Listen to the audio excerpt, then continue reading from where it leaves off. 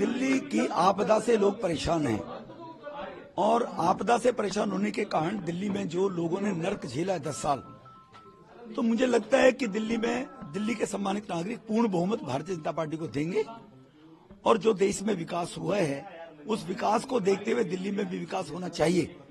इस मानसिकता को लेकर लोग त्रस्त हैं।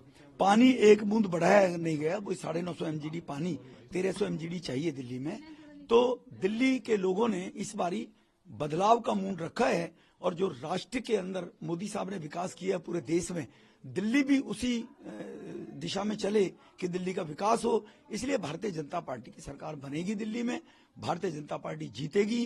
कुछ शीला जी के द्वारा सीटों का जो डिलिमिटेशन किसी जमाने में कांग्रेस के द्वारा किया गया, जिससे खुद ही अपनी वो हिट विकेट शीला दीक्षित जी हुई थी, इस प्रकार की कॉन्स्पिरेसी करके कि वोटों को सीटों को इस तरह से बनाया गया। एक वर्ग है जो वर्ग भारतीय जनता पार्टी को वोट कास्ट करने में परहेज करता है, उनको धीरे धीरे जोड़ जाड़ के ऐसा करने का प्रयास शीला जी ने किया था।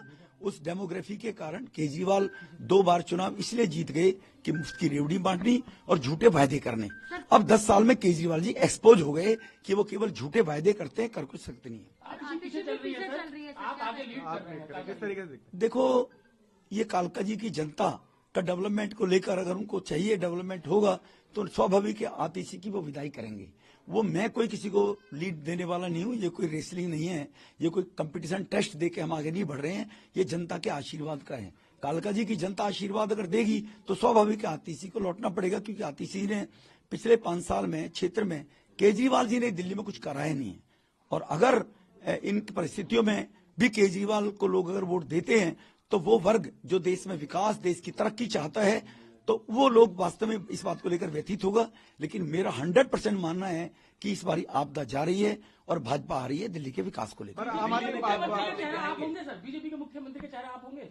ये बेकार की बातें करने का लाभ नहीं है। हम सेवा के काम करने के लिए राजनीति में हैं।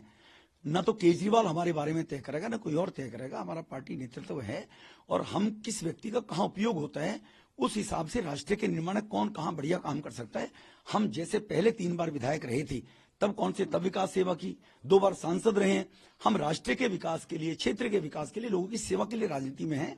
मोदी साहब के 11 साल का टेन्योर और गुजरात का 12 साल का टेन्योर देख लिए। सेवा सेवा मोदी साहब ने सेवा की है। हम एक ऐसी विचारधारा के लोग हैं, सेवा करने के लिए राजनीति में हैं, मुख्यमंत्री मंत्री बनने के लिए राजनीति में नहीं है। सर, बार बार आम आदमी पार्टी ये कहती है कि इलेक्शन कमीशन का इस्तेमाल बीजेपी कर रही है, किस तरीके से आप? देखो, ये तो केजरीवाल को पूछो आप। जब केजरीवाल 13-14 में बोला करते थे तो ईडी सीबीआई को तोता बताया करते थे। शीला जी भ्रष्ट है, जेल भेज दूंगा। कहाँ गए शीला जी के 300 पन्ने के?